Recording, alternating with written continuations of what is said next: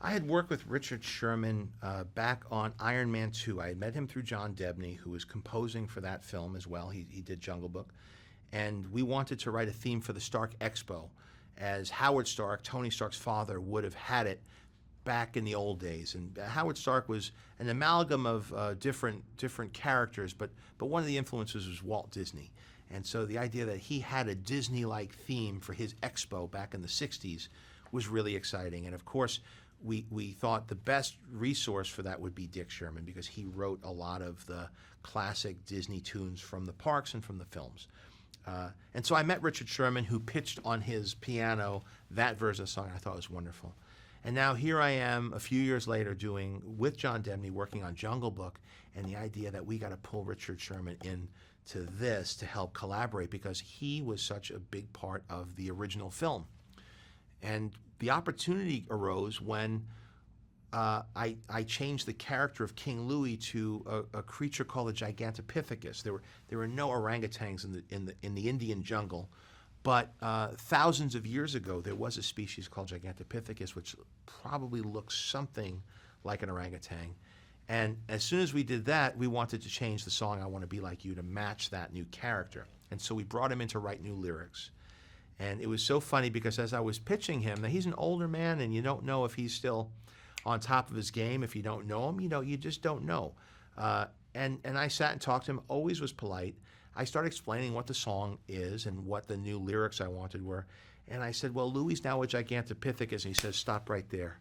He says, say that word again. And I said, Gigantopithecus, give me a pen. Let me write that down. Gigantopithecus. And remember, this is the guy who wrote Supercalifragilisticexpialidocious, so he loves words. And he starts riffing on Gigantopithecus. And he says, give me a shot at this. And he comes back the next day, and not only did he use it once, he used it twice and found words that rhyme with Gigantopithecus. So this guy still has got his edge, like he did whatever it was 50 years ago when they wrote the music for the old version.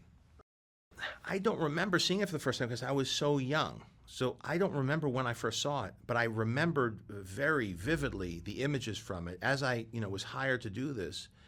And I don't think it was that I just saw it recently with my kids. I was looking at a lot of material of Disney old animated content for when I was developing a project called Magic Kingdom, where the park comes to life.